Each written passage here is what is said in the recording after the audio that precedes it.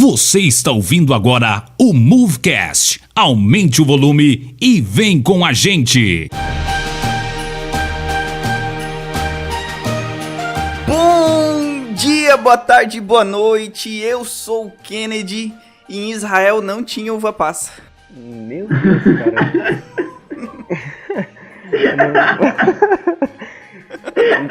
Enfim. O meu nome é Davi. E Jesus nasceu antes de Cristo. Meu nome é Israel. E de Israel veio a salvação. Oxi. Caramba.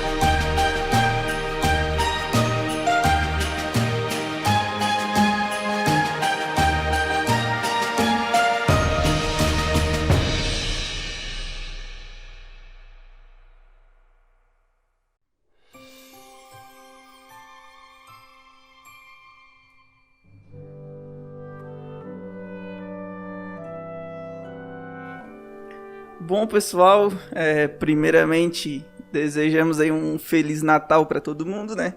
Esse dia maravilhoso onde a gente comemora o nascimento do nosso Salvador. E a gente, pensando nisso, a gente quis trazer um podcast aí com tema natalino, só que a gente queria fazer algo diferente. Então hoje a gente vai estar falando sobre o nascimento de Jesus, porém do ponto de vista das pessoas e dos personagens que estavam em volta. Então a gente vai falar sobre Zacarias, sobre Isabel, sobre Maria, José, os magos que foram visitar. A gente vai falar sobre o nascimento do ponto de vista dessas pessoas, desses personagens. Então a gente está aqui hoje com o Davi, com o Israel. Infelizmente o Lucas, nossa voz de veludo, não pôde participar desse podcast, mas a gente segue sentindo aí a falta dele nesse podcast, mas vamos estar gravando para a alegria de todo o nosso público, né? Então, para iniciar aí já o nosso assunto, já vou passar a palavra então para o Davi e ele vai começar aí o nosso bate-papo. Dale. Então, pessoal, para a gente começar o nosso podcast aí, antes da gente entrar no nascimento de Cristo, seria interessante a gente ver um pouco do contexto ali que Jesus estava inserido, do nascimento dele e tudo mais. Então eu vou falar um pouco aí sobre a questão do nascimento dele, mas não tanto do lugar onde ele nasceu, mas eu vou partir um pouco aí, alguns séculos depois aí, especificamente no século VI, que é quando começa-se a contar, digamos assim, a história a partir de Cristo. Então eu queria falar um pouco sobre Jesus antes de Cristo, e essa foi a minha frase do começo ali, né, da introdução. E por que é Jesus antes de Cristo? No século VI, teve um monge chamado Dionísio, que ele era um monge cronologista, e ele resolveu datar as coisas assim a partir do nascimento de Cristo. Então, ele atribuiu o 1º de janeiro, depois de Cristo, ao 46º ano do calendário reformado de Júlio César, né? Que naquele tempo, depois do nascimento, digamos assim, de Roma, começou a se contar os anos da história. Então, quando ele começou a contar o ano 1º de janeiro depois de Cristo, isso equivaleria ao ano 753 do nascimento de Roma. Só porque ele cometeu um erro que, digamos assim, foi um erro grotesco. Digamos assim, no começo, podia ser um erro meio considerável, meio inútil, assim, beleza, ele poderia ter errado. Só porque no ano que a gente está, faz uma diferença muito grande. O que acontece? Esse monge, ele errou cerca de 4 anos no calendário. Quando ele foi pegar o calendário do romano e foi reverter para o calendário depois de Cristo, ali teve um erro de 4 anos. Só porque no século XVI, depois com outro monge cronologista, que era Varro, ele descobriu esse erro. E quando ele descobriu esse erro, não tinha mais o que fazer. 10 séculos depois, o que tu pode fazer com um erro que um monge, que um cara cometeu 10 séculos atrás? Não tem mais o que fazer. Porque, imagina só, por exemplo, a gente está no ano de 2020. Se a gente fosse contar exatamente os anos que faltam, a gente estaria no ano de 2024. Isso influencia muita coisa, não tem mais como tu mudar. Então, no nosso calendário, no calendário depois de Cristo, a gente tem uma diferença de 4 anos. Ou seja, falta 4 anos no nosso calendário. né? Isso é uma coisa muito massa, cara, porque eu não sabia disso aí, né? Não sabia disso aí, fui olhando, pesquisando, uma coisa show de saber. Então, por exemplo, hoje eu não teria 20 anos, eu teria 26 anos, que seria muito bom. Ou não, né? Depende do ponto de vista. Mas seria isso aí. Só porque tem outra coisa interessante, cara. E eu acho que é até uma ironia, que Jesus, se a gente olhar nesse ponto de vista, ele não nasceu no ano primeiro depois de Cristo. Porque se tem uma diferença, um erro ali de 4, na verdade é um erro entre 4 e 6 anos.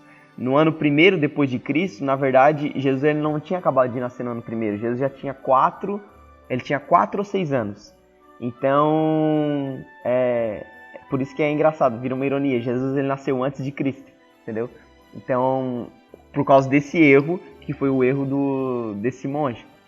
Só porque esse ano, o primeiro depois de Cristo, ele não corresponde ao nascimento, né, de Cristo. E tem um porquê disso. Tem um porquê disso estar errado. Porque Herodes, conhecido como Herodes o Grande, ele morreu entre 4 e 6 a.C. Então, se ele morreu entre 4 e 6 a.C., Jesus só poderia ter nascido nesse período, no período que ele morreu, porque é isso que o Evangelho vai relatar, é isso que o Evangelho vai falar. Então, não tem como ele ter nascido depois da morte dele, ou ter nascido um pouco antes disso. Ele nasceu nesse período, no período que ele morreu. Então, corresponde entre 4 e 3 a.C., que foi o nascimento dele, no caso desse calendário, do calendário depois de Cristo, né, que foi o calendário que Dionísio inventou. Só porque depois da gente entrar nisso, tem uma grande pergunta, que talvez seja uma pergunta muito específica, que é, então, quando Jesus nasceu? Quando é que ele nasceu? Como eu falei antes, ele nasceu durante esse governo de Herodes, né? E Herodes ele morreu entre o ano 4 ou 3 a.C., então se entende que ele nasceu nesse período. Então a gente deve entender primeiro que esse calendário, por mais que é um calendário histórico e tradicional, um calendário que todo mundo, a maioria do mundo segue hoje, tirando a China, tirando alguns outros lugares específicos, não é um calendário que está exatamente certo, é um calendário que falta aí alguns bons aninhos. Então, digamos que é um mito aquele que entende que Jesus nasceu exatamente no ano 1 do calendário cristão, né? No caso do calendário 1 depois de Cristo, 1º de janeiro depois de Cristo. Mas foi no dia 25, né? E também não foi. Também não foi no dia 25. Também não foi no dia 25.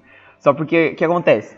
Naquela época existia os censos, né? Se a gente até olhar alguns censos datados do Egito, alguns outros censos que eram documentos que eles encontraram, até um que ficou em um museu na Inglaterra, eu me esqueci agora, que falava sobre essa questão do censo, né? Que coincide bastante com os relatos de Lucas, com os relatos do Evangelho. Então, tem uma possibilidade de ter censos de 14 em 14 anos. Então, se a gente verificar um pouco desses censos, a gente vê, pelo menos os censos que existem, a gente vai ver que o segundo censo, que foi um censo de Quirino, que foi o Quirino que pôs isso, ele teria ocorrido no ano 6 depois de Cristo. Só porque o primeiro censo, ele pode ter sido por volta do ano 8 a.C.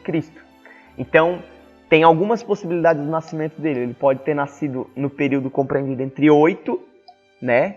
Esse 8 antes de Cristo, antes do 1º de janeiro depois de Cristo, porque é decrescente, então ele nasceu no ano 8 antes de Cristo, ou ele pode ter nascido também entre o ano 3 e 4 antes de Cristo, que se baseia na morte de Herodes. Uhum. Só porque tem outra questão, cara, que é o 25 de dezembro. E a questão é, Jesus nasceu no dia 25 de dezembro? O que vocês me dizem? O que vocês acham disso? Ah, velho, comprei meu presentinho pra amanhã, né? Meu presépio. Pô, daí Olha, estraga, né? Se não for no dia 25, eu vou ter que cancelar vários compromissos. Cancela tudo. E, cara, outra lenda, mano. Jesus não nasceu no dia 25 de dezembro, cara. Para! Não nasceu... Não nasceu... É muito óbvio, né? Ele não nasceu... na verdade, por questões bem óbvias, assim. Não precisa nem muita historicidade. É questão bem lógica, assim. Tipo, quando em dezembro, né? No hemisfério norte é inverno. Então, os meses de dezembro, janeiro e fevereiro de cada ano no hemisfério norte é inverno, tipo, é muito frio, cara, é frio demais. No caso, E o evangelho, Lucas... no caso lá tá frio agora, isso quer dizer. Agora tipo, lá tá frio agora, por exemplo, exatamente. E, cara, Lucas, ele vai falar no evangelho dele que quando os pastores estavam lá, tipo, o rebanho tava à noite, o rebanho tava no pasto, e, tipo assim, nenhum pastor, cara, de ovelha vai botar as ovelhas dele no pasto no inverno abaixo de zero, entendeu? Então, tipo assim, coincide, esses fatos coincidem. Então, ele não nasceu no mês de dezembro, não nasceu no mês de janeiro, não nasceu no mês de fevereiro. Ele nasceu muito provavelmente no outono ou na primavera ou no verão, quer dizer. Ele nasceu muito provavelmente nessas duas épocas, né? Porque é o que Lucas ele fala pra gente, então não tem como ter sentido Jesus ter nascido nesses meses, porque era um frio e não ia coincidir com aquilo que Lucas relatou no evangelho, no evangelho dele falando sobre os pastores. Mas e o aquecimento global? Faz muito sentido. Nem existia na época de Jesus, cara. Nem existia gelo. Porém, vale lembrar que o 25 de dezembro ele foi um evento que foi fixado pelo Papa João I, e ele teve um objetivo. Qual foi o objetivo do Papa João I? Nessa época do mundo antigo, da Baixa Idade Média, tinha muitos pagãos, assim, né? Principalmente no Oriente, Roma ali. E o que acontece? Para o Papa não perder esse terreno, não perder as pessoas, o que ele fez? Ele se moldou ao tempo, né? E se moldou ao tempo, ele fixou no calendário litúrgico, no calendário da igreja, o Natal no dia 25 de dezembro para coincidir com as festas pagãs. Então, o Natal do 25 de dezembro, como a gente conhece, ele nasceu exatamente disso, para, digamos assim, para competir com as festas pagãs que aconteciam na época. Uhum. Então, para o Papa não perder terreno, o que ele fez? Vamos fazer isso aí, vamos pegar e vamos fixar o Natal, o nascimento de Jesus Cristo no dia 25 de dezembro para coincidir com as datas dos pagãos. E acontecendo isso, a gente não vai perder terreno pro restante. Então, o Natal do 25 de dezembro é mais, digamos assim, que é uma estratégia da época que se estende até hoje, que na verdade virou tradição entre todos, entre a cristandade, mas o objetivo de poder fixar o Natal naquela época foi exatamente esse, de tu poder coincidir com as datas pagãs e não perder terreno pro restante. Mas tipo, se ele é uma tentativa de conciliar isso com o paganismo, como é que fica daí? Como assim? Porque se ele não existe dentro das escrituras e tal, né, será que a gente deve comemorar, deve fazer alguma coisa em torno disso? Sim, o Natal, por mais que ele não a data do nascimento de Cristo não seja específica, por exemplo, se a gente olhar para a escritura, a gente não vai ver em nenhum momento, em nenhum dos evangelhos, em nenhuma das cartas de Paulo, alguma ordenança para que a gente comemore o Natal.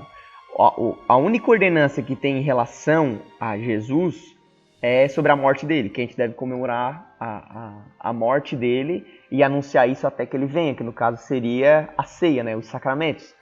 Só porque a questão do nascimento, cara, a escritura não fala sobre a gente comemorar o nascimento. Embora ela não fale sobre comemorar o nascimento, não há problema nenhum a gente comemorar o nascimento de Cristo. Entendeu? Tipo, não há pecado nisso, não há erro nisso. Eu acho que a questão, Israel, de muita gente ter dúvidas sobre isso, é sobre essa questão da história do Natal. Porque ele nasceu, digamos assim, de uma influência pagã, né? Ele nasceu para poder abafar o paganismo na época. Mas não tem problema nenhum, cara. Tanto que, por exemplo, quando o Papa João I ele fixou o nascimento de Cristo no dia 25 de dezembro, em 1525, teve uma parte da cristandade que não apoiou, tanto que os armênios, eles não comemoram o aniversário do dia 25 de dezembro, nascimento de Cristo. Eles comemoram no dia 6 de janeiro, entendeu? Então, tipo assim, não é algo coeso. No mundão que a gente vive aí, 25 de dezembro é uma festa, faz Natal, tal, nascimento de Jesus, aquele negócio meio camuflado, mas, tipo assim, pra boa parte da cristandade ortodoxa, na verdade a cristandade ortodoxa, né, os cristãos ortodoxos, eles não comemoram o Natal 25 de dezembro, 6 de janeiro. E eu não acho problema nenhum, cara, porque a escritura, ela não me diz que é proibido. Ela não me diz que eu devo comemorar, mas ela também não me proíbe sobre isso, entendeu? Então eu acho que é muito uma questão de interpretação. Sim. Então, é engraçado que hoje em dia, né, o pessoal até cristão, evangélico, eu digo, né, fica meio com medo, assim, né, tipo, não quero ter uma árvore na minha casa, porque eu não sei se você tiveram isso, cara, mas tinha muita superstição antigamente sobre isso, né, botar uma árvore dentro de casa, e uma luzinha, não sei o quê, e vai entrar um diabo aqui, não sei o que e tal, tá ligado? Então, tinha muito disso e o pessoal tinha muito medo de comemorar. Até era bem raro, assim. Até o culto de Natal era bem focado. Eles ficavam toda hora repetindo que não tinha nada a ver com Natal pagão, não sei o que, sabe? Sempre tinha que repetir isso, por mais que todo mundo soubesse. É como se Deus estivesse com a caderneta lá no céu. Aí quando tu botou a árvore de Natal ali na tua sala, pronto, riscou. Riscou ali. Ele riscou com lápis, né? Porque vai que tu tira a árvore de Natal, ele apaga o risco com lápis e o teu nome volta pro livro. Mas eu acho que é uma questão bem cultural, cara, tipo assim, do protestantismo. Porque a gente não vê assim, não vou dizer assim o protestantismo inteiro, porque uma boa parte do protestantismo entende essa questão do Natal, do Advento, né? Que são questões assim que são novas pra muita gente. E pra mim, tipo assim, era muito novo há algum tempo atrás. Né, toda essa questão que envolve o nascimento de Cristo, mas quando tu foca naquilo que realmente é o significado do Natal, né, daí tu entende, cara, que é uma coisa tipo super saudável de tu comemorar, não há problema nenhum. Eu não me lembro, eu não vou falar o nome da igreja, mas eu não me lembro agora qual é a denominação que proíbe o Natal, cara. Se eu não me engano, eu acho que é a Congregação Cristã do Brasil, se eu não me engano. Né, Israel? Kenny, se vocês souberem. Eu acho que é também. Tipo assim, tem igreja até hoje que faz isso, né? Cara, eles proíbem um monte de coisa, então vai que né? Sim. Mas é que proíbe por ter essa visão, entendeu? Eles falam assim, não, Natal é pagão, se Natal é pagão eu não comemoro. Mas tipo, nada a ver, cara. Tem nada a ver isso aí, cara. Uma coisa é outra. Só, entretanto, sobretudo, o aniversário de Jesus, que é o que a gente tá falando. Cara, a gente tá falando sobre data, né? Não é o 25 de dezembro, a gente sabe que não é o 25 de dezembro. Mas se não é o 25 de dezembro... Então, qual seria a data? Eu falei um pouco ali sobre aquela questão do mês, né? Do hemisfério norte e tal, que faz frio e tudo mais. Só porque pra gente entender quando Jesus nasceu, a gente nunca vai conseguir saber o dia, porque o dia não é específico. Mas o mês, a gente consegue. E para isso a gente tem que se basear em 3 fontes. As 3 fontes que vão nos dar alguma resposta sobre isso. A primeira fonte é o Evangelho de Lucas. A segunda fonte é o calendário judeu. E a terceira fonte é o livro de 1 Crônicas, especificamente no capítulo 24, versículo 10, que vai nos dar as informações para a gente poder chegar onde a gente quer chegar. Então, para a gente começar, a gente tem que falar sobre Lucas, né, o evangelista.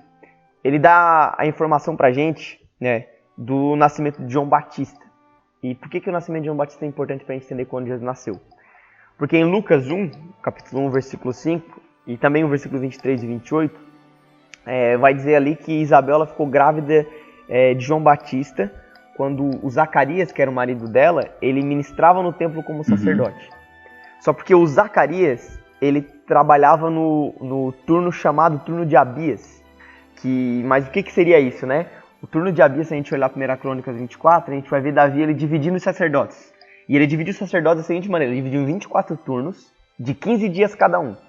Ou seja, todo ano, todo mês, todo dia, tinha sacerdote no templo. Então, pelo menos 2 vezes por mês, eles dividiam esses turnos e sempre tinha um sacerdote servindo durante o mês ali.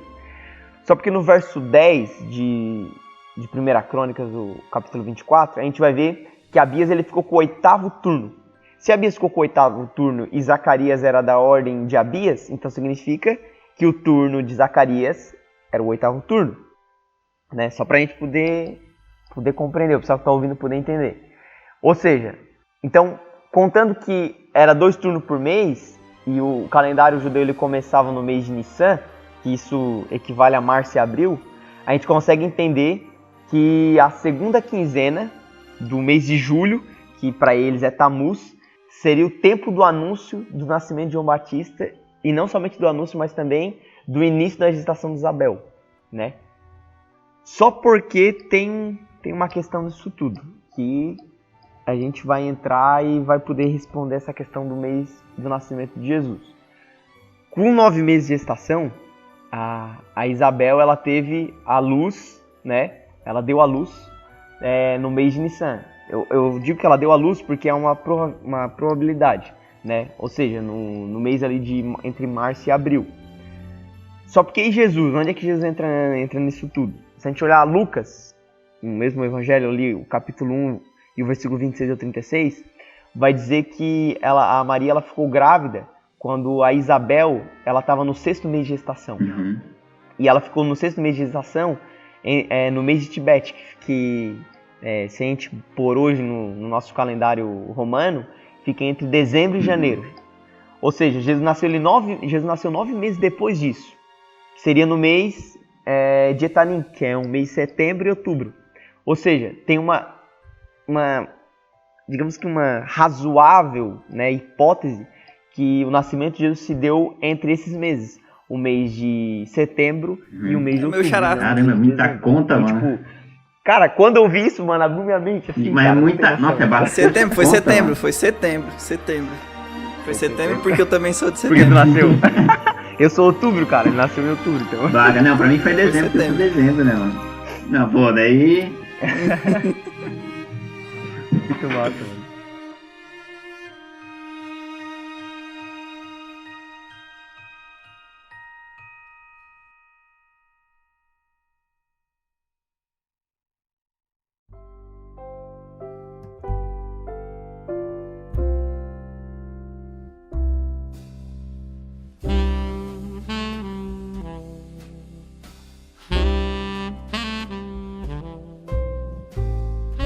Bom, já que a gente tá falando dos personagens aí bíblicos, né? Acho que o Davi tinha falado sobre isso antes. E é uma parte que a gente não explora muito, né? Essa parte dos personagens. A gente costuma falar bastante sobre focar mais em Jesus mesmo, né? Até que é algo óbvio, né? Porque ele é o ponto principal da história. Então, normalmente quando você ouve alguma pregação, é difícil você focar nesses personagens. Geralmente você foca no que o que os personagens estão dizendo ou o que eles estão comentando naquele momento, mas não falam tanto sobre a percepção deles, do que eles viram, sabe? Ao saber dessas histórias, porque eles estão sabendo disso tanto quanto nós, a primeira vez tendo contato com o cristianismo, sabe? A primeira vez que a gente ouve o evangelho, a gente está muito como se fosse uma criança, né, entendendo aos poucos isso. E a gente tem que ver que nesse momento não estava revelado ainda o Messias. As coisas que iriam acontecer, todos os sentidos que iriam ser dados para as profecias. As coisas estão começando a se cumprir agora. Então, você tem que imaginar isso na perspectiva deles, que eles estavam em aguardo do Messias, que poderia chegar a qualquer momento, mas eles não sabiam como que isso ia acontecer. Uhum. Entendeu? Então, Zacarias está lá, como o Davi tinha falado, né, cumprindo o seu turno, né, cumprindo a sua função como sacerdote. E nesse momento acontece algo extraordinário enquanto ele está lá. Então, é uma coisa que você não espera que aconteça com você.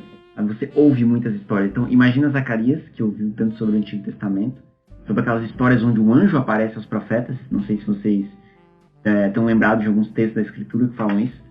Onde os anjos aparecem trazendo alguma coisa nova, ou revelando alguma coisa da parte de Deus. A gente tem o anjo que luta, por exemplo, com Jacó no vale, e ele toca, né, na coxa de Jacó e ele traz uma mensagem a Jacó, né? E ele muda o nome de Jacó para Israel. Então, ele traz uma transformação e, ao mesmo tempo, uma renovação da promessa, né, dentro do contexto dos patriarcas. Então, a gente tem um anjo trazendo uma profecia e Zacarias sabia dessas referências, entendeu? Então, quando Zacarias vê o anjo, a gente tem que imaginar que a expressão dele é de espanto, porque imagina todas as promessas do Antigo Testamento vindo da mente dele, sabe? Todas as promessas do Antigo Testamento, onde o anjo também aparece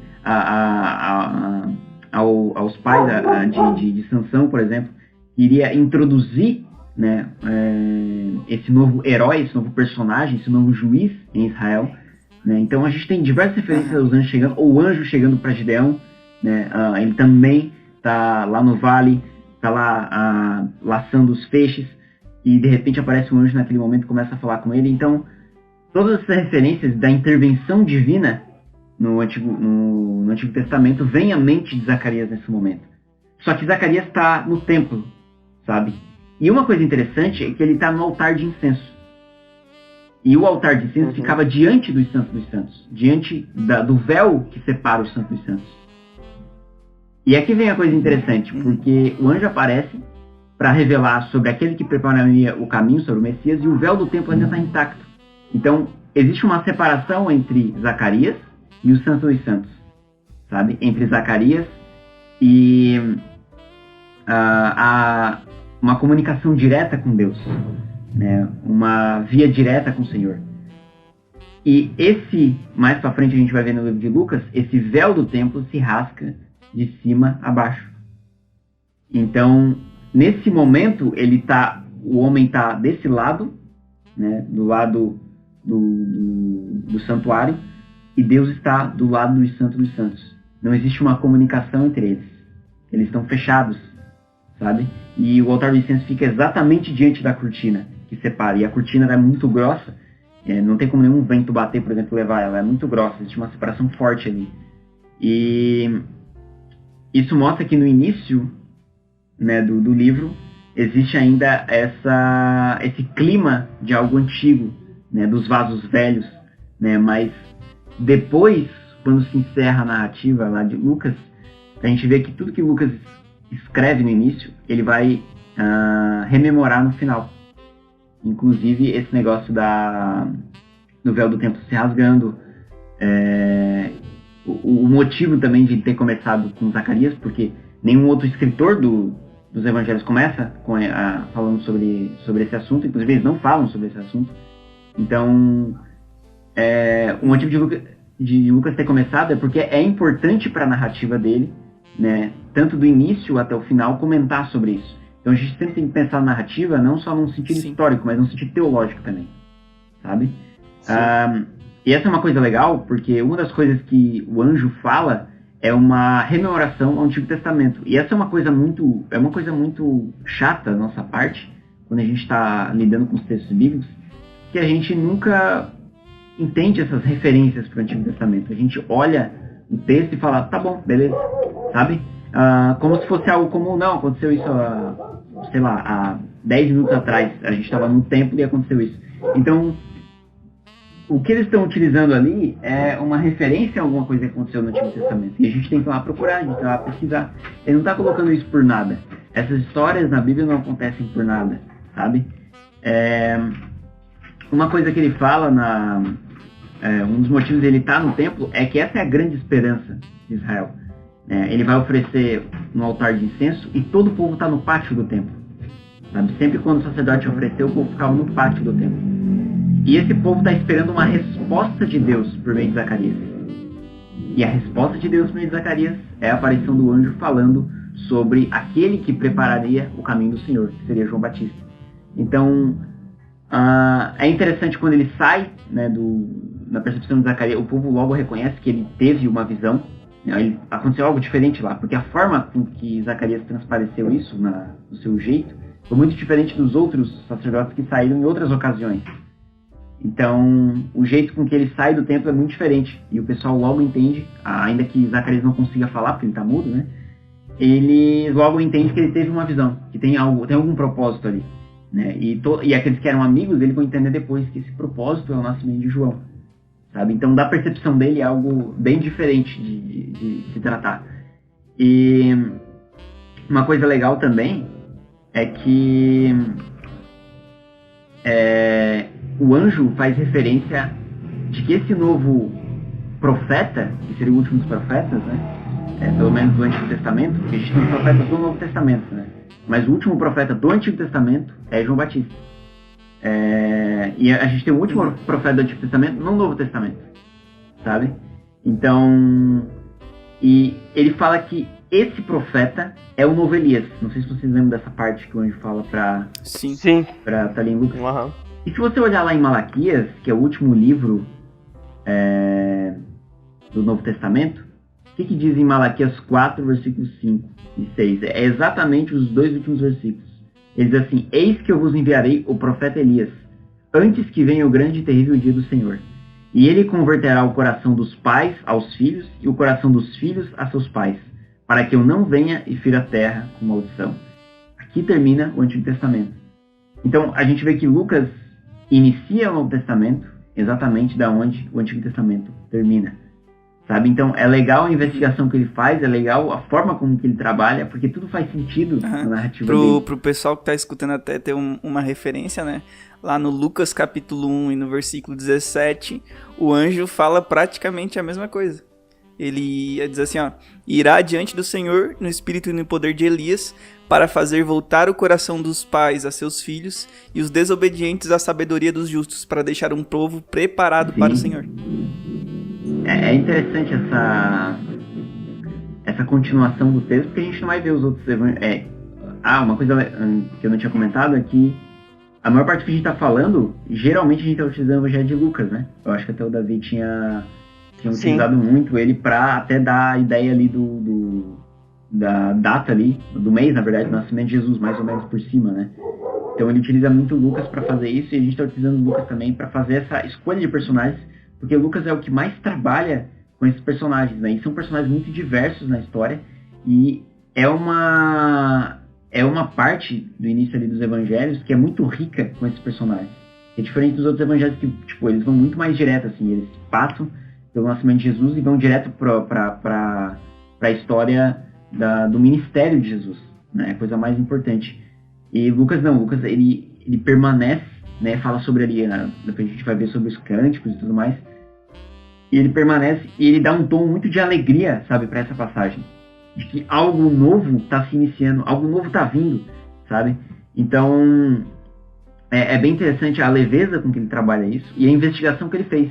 Porque, definitivamente, ele era grego, né? E ele não conhecia Zacarias.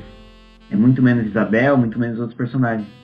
Ele teve que fazer uma investigação em cima disso, talvez provavelmente conhecer depois, né? Quem sabe? Ou conhecer de terceiros, né? A gente não sabe. Para escrever essa narrativa, né? Para escrever essa história. E uma coisa a mais é que ele fala sobre uma das funções do Antigo Testamento, que é os sacerdotes. A gente sempre vai ouvir no Antigo Testamento falar sobre o sumo sacerdócio, os sacerdotes no tabernáculo, no templo, porque essa é uma função muito importante para Israel, sabe? Para a vida cerimonial do povo. E ele vai começar exatamente, né, e vai terminar também, porque quando Jesus morre na cruz, né, o véu do templo se rasgou e tal. Ele vai começar e terminar na morte de Jesus, ou seja, no nascimento, antes do nascimento de Jesus e na morte de Jesus, falando sobre o templo. Então, isso é algo muito importante para a narrativa, né? Os sacerdotes são importantes no Antigo Testamento e são importantes agora também, assim como os profetas, né? Então a gente tem as duas classes, parece um jogo de RPG, né? Tá ligado? Tem as classes ali que você vai utilizar no jogo, e no Antigo Testamento era muito importante essas duas classes, os sacerdotes e os profetas, né? Então os sacerdotes apresentavam, né, diante de Deus os pecados do povo, vamos dizer assim, e esses pecados eram expiados, né? E ele começa trabalhando essencialmente sobre isso. E os profetas faziam o caminho inverso.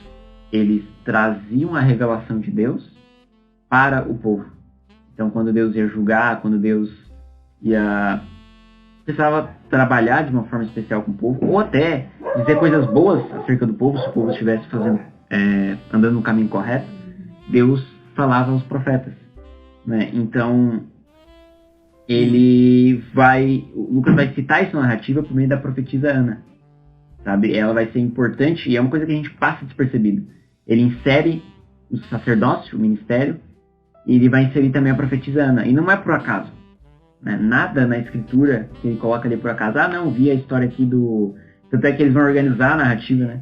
Até porque ele pegou e foi pesquisar, né? Ele provavelmente sentou com pessoas e conversou e perguntou. Ele tinha curiosidade, né? Ele não é simplesmente jogar uma informação lá pra fazer sentido com a história. Não, aquilo lá realmente tinha um embasamento pra significar alguma coisa, até porque ele foi inspirado pelo Espírito Santo, né? Exatamente. E é interessante que a profetisa, né? Ela tá... Quando eles vão, né, apresentar o menino Jesus, né, ao 8º dia, ele tinha que ser circuncidado, né? Eu acho... Deixa eu ver se eu encontro aqui. Tem Lucas 2, né? Aqui, ela até tem uma partezinha. Quando foi cumprido os 8 dias, né, eles trouxeram o menino Jesus. Eles trouxeram o menino e foi-lhe dado o nome de Jesus, né? Assim como o Gabriel disse para Zacarias dar o nome para o seu filho de João, ele faz a mesma coisa aparecendo a Maria e dizendo, né, para que Maria desse o nome de Jesus. E no 8º dia é que é dado o nome, que é o dia da circuncisão. Então, como se fosse um dia de... Normalmente o pessoal dá nome ao filho quando nasce aqui, né? Então, no momento em que existe o parto, o pessoal dá nome. Sim. Lá não. Né? Quando se cumpria o 8º dia, né? Quando o menino era circuncidado, ele ganhava um nome. E eles levam para Jerusalém, para apresentar em Jerusalém. E o profeta fala de Jerusalém.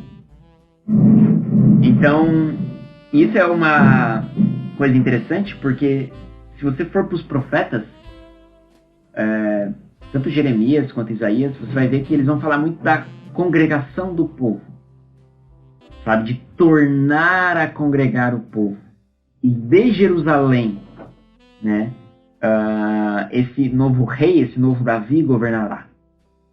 Então é por isso que é importante que a narrativa acerca da profetisa se passa em Jerusalém e não em outra cidade. E essa profetisa, ela fala que ela já era avançada em idade, né? Ela tinha talvez aí os seus 100 e poucos anos de idade, né? Porque ela já era viúva há 84 anos, então contando o tempo que ela era viúva, mais o tempo em que ela se casou, provavelmente ela tinha uns 100 e poucos anos aí. E ela servindo a Deus no templo, né, ela teve essa oportunidade de ver o Messias de perto, né, e diz o texto que é o que todos esperavam, a redenção em Jerusalém.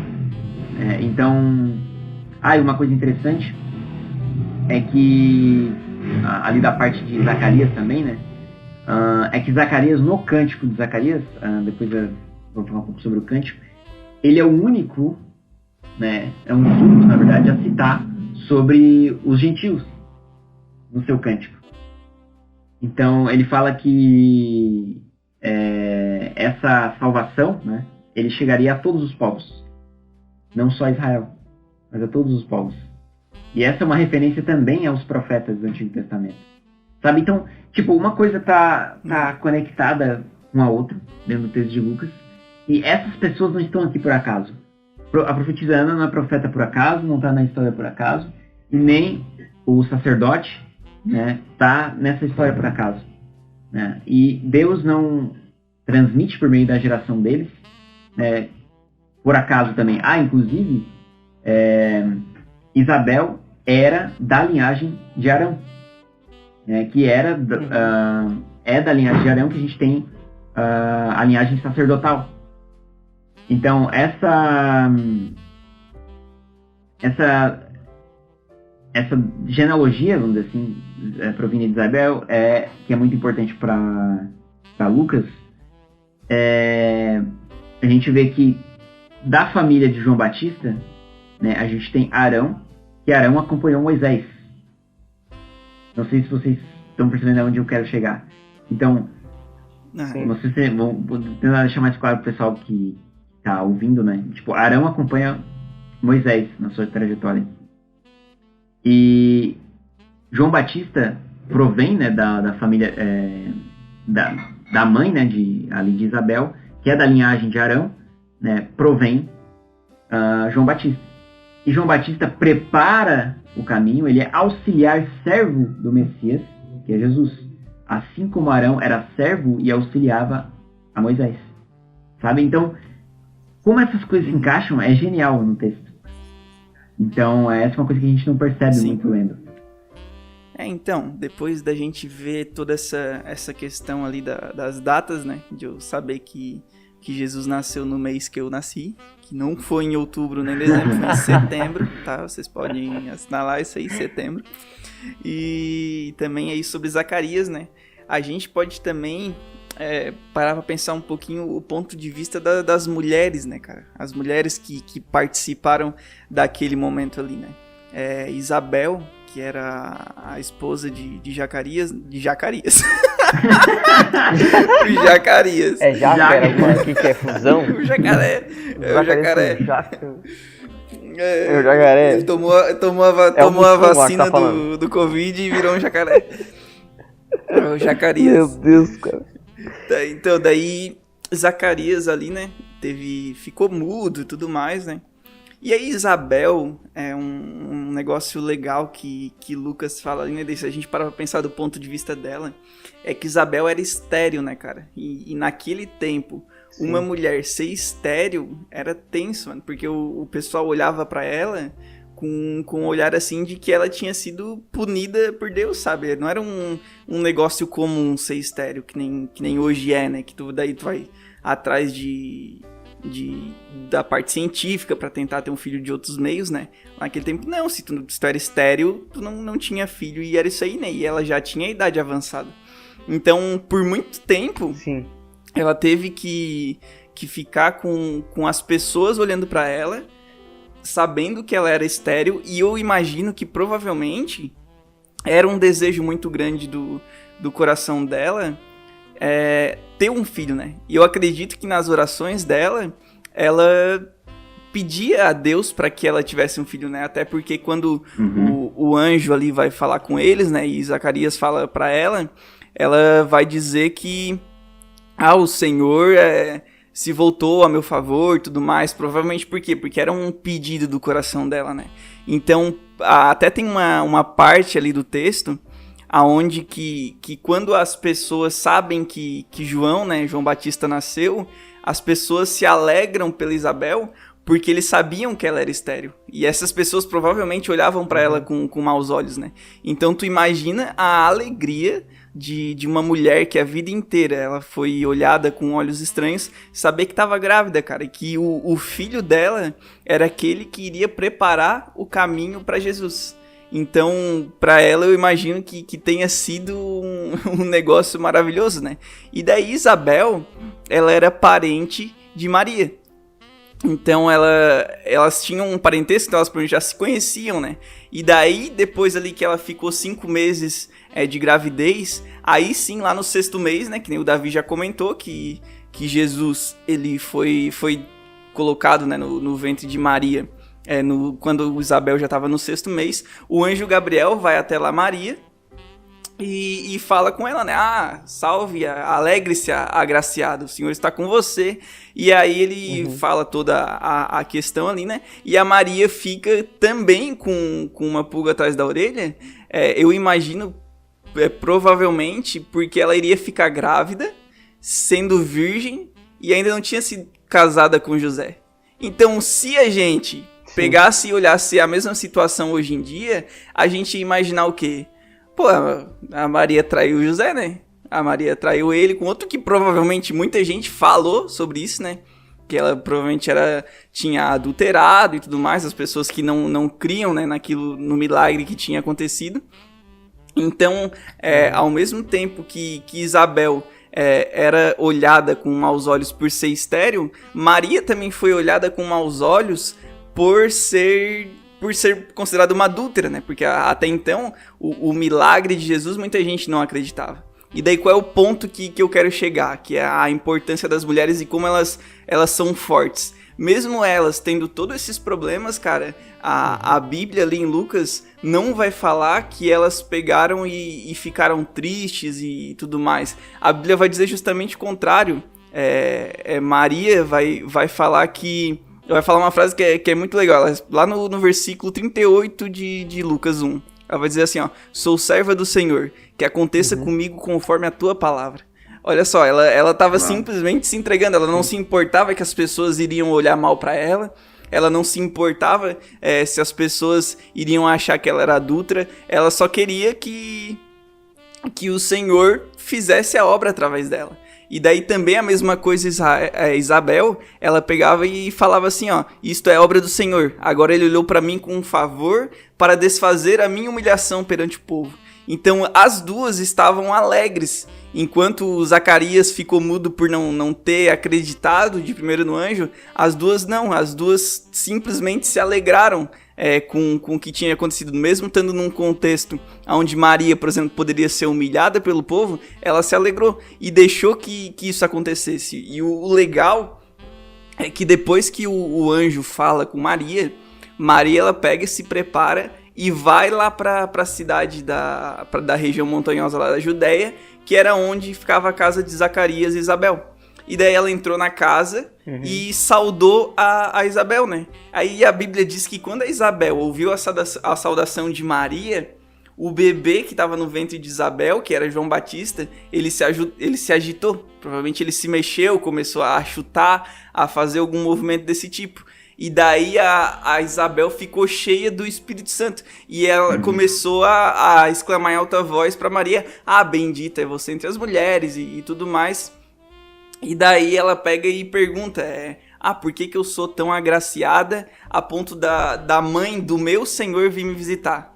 E daí a saudação da Maria agitou o bebê, e daí aqui a gente chega finalmente no versículo 46 lá de Lucas, que daí é uma parte muito legal, que é o quê? Que é o Cântico de Maria, que é o Magnificat, não sei como é que fala, me corrijam se eu estiver errado, eu acho que é assim.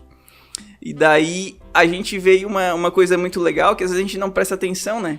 Que, o Cântico de Maria sobre o nascimento de Jesus é a melhor música que tem pra gente poder cantar no Natal, cara.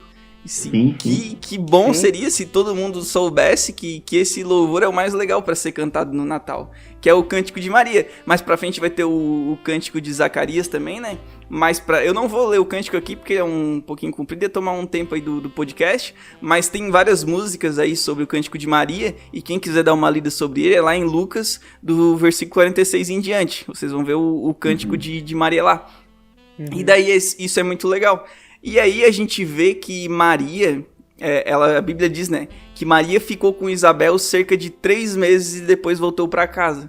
Então olha só um negócio que eu percebi aí nessa questão. Maria ficou grávida no 6º mês, que Isabel estava grávida. Então a Isabel já tinha 6 meses e Maria ficou grávida e foi visitar ela. E Maria ficou com a Isabel cerca de 3 meses. 6 mais 3, matemática básica, dá 9. Um bebê geralmente nasce com 9 meses. Então a Maria ficou lá provavelmente para ajudar a Isabel, porque ali nos últimos meses, né, a mulher ela fica um pouco debilitada, assim, não consegue fazer todas as coisas. Então aqui a gente vê uma questão muito legal de parceria, cara. Elas eram parentes, estavam felizes, se alegraram, e a Maria, estando grávida, mas como ainda estava no início, foi lá e ajudou a Isabel até chegar próximo do tempo onde a Isabel iria dar à luz a João Batista. Então a Maria ficou com a Isabel até o 9º mês de gestação da Isabel. E isso é legal, cara. Eu achei muito legal esse detalhezinho da ajuda entre elas. E daí não tinha percebido isso, cara. Hã? Não tinha percebido isso. Eu achei muito legal, cara. Achei muito legal. Que a Bíblia não diz, né, se Maria viu ali o nascimento, mas eu imagino que não. Porque o versículo 56 ele vai dizer que a Maria ficou com Isabel cerca de 3 meses e depois voltou para casa. E só no 57 aí vai dizer que realmente chegou o tempo de Isabel dar à luz. Mas a Maria provavelmente ficou até quase Isabel dar à luz. E daí voltou para casa, né? E daí um negócio bem legal também, que eu achei engraçado, daí os vizinhos metidos, né? Depois que a Isabel teve um filho, aí os vizinhos lá, que provavelmente falavam mal, né? Achavam ela meio punida por Deus por não ter filho, né? Daí falou que foram lá e se alegraram com ela. E daí eles queriam dar o nome do filho dela, o nome de Zacarias. Queriam dar o nome do pai, né? Querendo se meter. E provavelmente eles já olhavam mal pra ela. Aí agora ela foi abençoada, daí eles, não. Se ela foi abençoada, então Deus tá com ela, então agora a gente vai se alegrar com ela. E ainda queriam dar o nome do guri. E daí a mãe pegou a palavra, tomou a palavra, né, e falou, não vai ser isso aí. O nome vai ser João. Por quê? Porque é o nome que o anjo tinha falado pra Zacarias que tinha que ser, né? E daí, nesse tempo, eles pegaram e falaram pra ela, né? Ah, mas não tem nenhum parente com esse nome. E daí fizeram sinais pro pai do menino, né? Que era Zacarias, pra saber se ele queria que realmente o menino se chamasse João. Só que Zacarias ainda tava mudo, então ele não conseguia falar. E daí ele pegou uma tábuazinha, e a Bíblia diz uma tabuinha, né? Mas é uma tábua pequena. E daí ele pegou e escreveu, o nome dele é João. E daí depois que ele escreveu o nome dele é João, que daí confirmando a palavra que o anjo tinha trazido para ele, ou seja, nesse momento que ele escreveu o nome dele é João, ele provavelmente já tinha acreditado no milagre e tudo mais, mas aqui eu vejo mais uma questão de coisa simbólica, né? A partir do momento que ele realmente concretizou falando, não, o nome dele é João, e a palavra que o anjo disse se concretizou, aí a Bíblia vai dizer que imediatamente a boca dele se abriu. E daí ele começou a conseguir falar. Então ele ficou 9 meses mudo. E no momento onde ele confirmou a palavra do anjo, falando que o filho dele era João, que é o que o anjo disse, ele conseguiu falar novamente. E daí aqui a gente chega finalmente na parte de outro cântico que também a gente poderia usar no Natal, que é o cântico de Zacarias, né? Que daí é Lucas 1, 67 em diante, ele vai ter ali o cântico de Zacarias. E daí essa parte ali, cara, vocês também podem olhar ali, que é outro cântico que é, cara, muito show de bola. Seria o cântico de Maria e o cântico de Zacarias são os hinos de Natal, cara. Deve ser o hino que a gente deveria cantar sempre, porque é o que estava acontecendo ali, né? E daí, terminando essa parte ali do cântico de Zacarias, a gente cai finalmente em Lucas 2, que daí é o nascimento de Jesus, né? Daí até que o César Augusto, né, naqueles dias lá, ele publicou um decreto ordenando o recenseamento de todo o Império Romano. Então aí tá a questão do censo que o Davi estava falando lá no começo, que foi quando Quirino era governador da Síria e tudo mais, né? E daí acontece finalmente o nascimento de Jesus, né? Que aí ela deu a luz ao primogênito, é aquela história que a gente conhece, né? Que ela envolveu ele em panos, aí colocou numa manjedoura, e a gente chega finalmente na parte dos pastores, né? Dos reis magos ali. Daí acho que daí o Davi já pode falar que eu tô falando demais também, né? Aí o Davi toma essa partezinha. Eu emendei aqui e não parei mais de falar. Cara, os reis magos, né? É interessante, mano, porque primeiro, cara, eles não eram reis, segundo, não eram 3, e muito provavelmente também não eram magos. Agora complicou, então, mano. Então é quase uma desconstrução toda dessa questão. Por quê? Porque essa questão dos reis magos, tô quase que nem Ken já, trocando lá pelo beijo. Essa questão dos magos do Oriente ali é mais uma questão de tradição, na verdade. Porque quem trouxe essa questão dos 3 reis magos foi um pouco da Igreja Católica. A gente tem representado, pelo menos na Idade Média, ou na Baixa Idade Média ali, 2 reis magos. A gente tem alguns falando sobre 3 reis. A gente também tem questão da tradição oriental falando sobre 12 magos. Então, existem várias possibilidades, né? Só porque eles tratam essa questão do 3, porque no Evangelho ali, no relato bíblico, consta 3 presentes, que é o ouro, a mirra e... Qual é o outro que agora eu me esqueci? Incenso. O incenso, exatamente. Esses 3. O ouro, a mirra e o incenso. Então, como tem 3 presentes, obviamente tem 3 magos.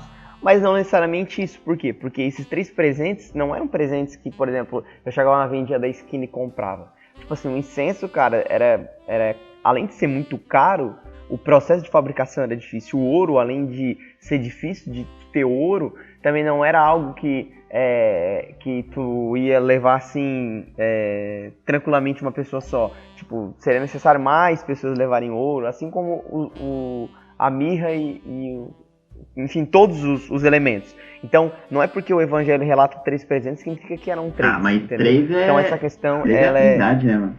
Hã? 3 é a trindade, né, mano? É a trindade dos magos. Mas essa questão do mago é interessante, cara. Por quê? Mateus, no capítulo 2, versículo 1, ele vai falar sobre essa questão, né? Na questão dos magos. Só porque esses magos, muito provavelmente, eles eram da Pérsia, Arábia ou Caldeia.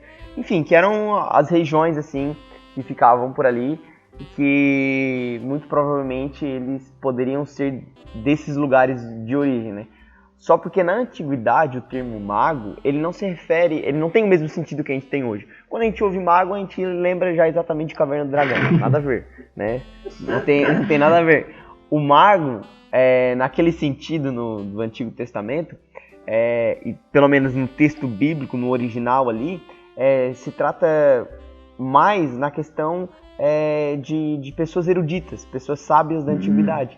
Então, eles eram sábios, por exemplo, na questão da astronomia, eruditos na questão da matemática, da religião, mas eles não eram magos como a gente entende hoje. Então, essa questão do mago, magia negra e tal, como a gente entende hoje, não tem nada a ver, não se relaciona, não tem nenhuma relação.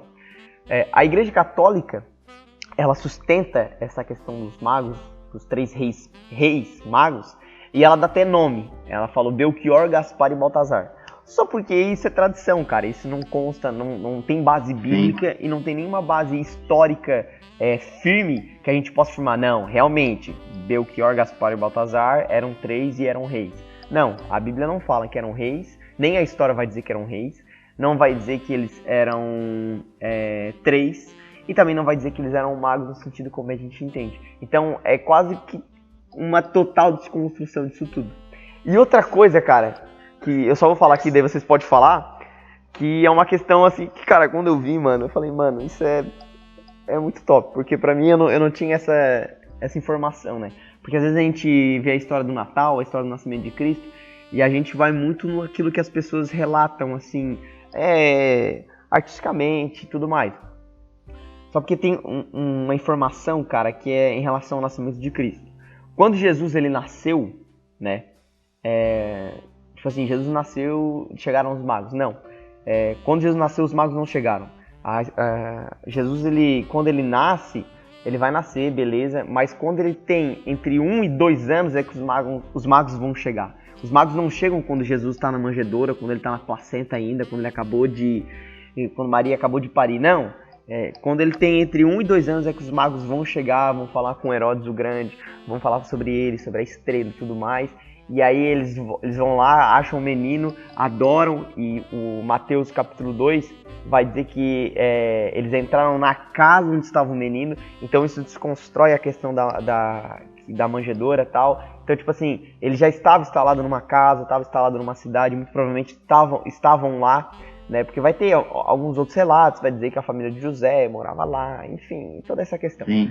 Então, 2 anos depois, entre 1 e 2 anos depois, é que os magos chegam. E quando eles chegam, eles vão lá, falam com Herodes, adoram Jesus, entregam os presentes, e daí um anjo aparece, né?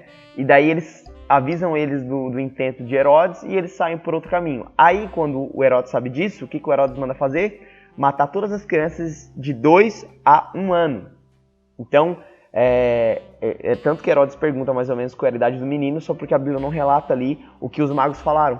Só porque vai dizer que com a informação que Herodes tinha, a informação que os magos passaram para ele manda matar todas as crianças de 2 e 1 ano. Então, a gente tem essa informação de que a idade de Jesus, quando os magos chegaram, não chegaram ali quando ele nasceu, recém-nascido, mas chegaram um tempo depois, quando ele já tinha sido circuncidado, quando tinha sido apresentado ao templo. Porque, imagina só, Jesus nasceu, beleza, o Herodes vai lá e dá o decreto, manda matar. Só que não teria sentido, porque ele foi circuncidado e foi apresentado ao templo, sabe? Então isso não teria um sentido.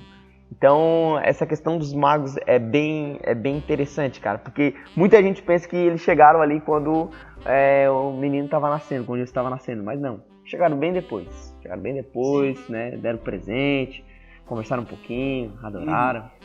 É bem então tu tá me dizendo que basicamente o nosso podcast aqui é pra dizer que o Natal não é no dia 25, pra falar que...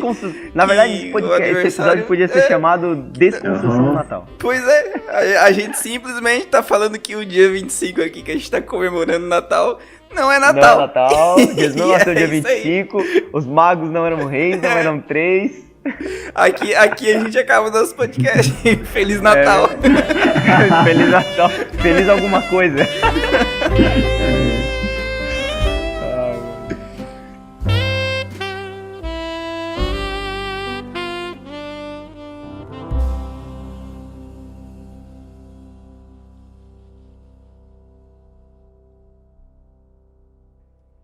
E é isso aí, rapaziada. Né? Depois, ao final desse podcast aí, pelo que o Kennedy falou, né? A gente desaprendeu muita coisa que a gente tinha aprendido acerca do Natal. Né? Então, não é no dia 25 de dezembro. Né? Jesus nasceu antes de Cristo, olha que coisa louca. Os reis magos não eram reis e nem eram magos. Então, é muita coisa que a gente viu. Né? E muito personagem que a gente aprendeu e vivenciou também quase que o dia a dia deles, né? Com tudo que a gente falou aqui, né? Como eles se encontraram com o mestre, qual foi a visão deles acerca do mestre. E a gente encerra por aqui, né? Mais esse podcast e trazendo para você em casa. Eu sei que provavelmente esse podcast vai sair no dia do Natal, né? Vai sair bem no dia que a gente está comemorando, o pessoal vai estar com a família. Né? E o pessoal que eu vi depois do Natal também, né? Tá chegando aí o Ano Novo também, né? Muitas promessas, muitas coisas que o pessoal está fazendo. E eu creio que isso seja uma reflexão, né, dessas pessoas que vivenciaram isso, dessas pessoas que passaram por isso. Né? O Natal é sobre Cristo, é sobre o Messias, mas nós também estamos vivenciando essas coisas. Né? Nós também estamos passando por isso. E da mesma forma que eles viram ao Senhor, né, alguns duvidaram, como o caso de Zacarias, mas outros creram, como foi Maria, por exemplo. Então, que a gente possa crer nessa mensagem, que por mais que muitas lendas e coisas tenham sido colocadas em cima desse dia, né, que a gente possa vivenciar esse dia como o dia do advento do nosso Salvador, aquele que nos salvou da morte e do pecado.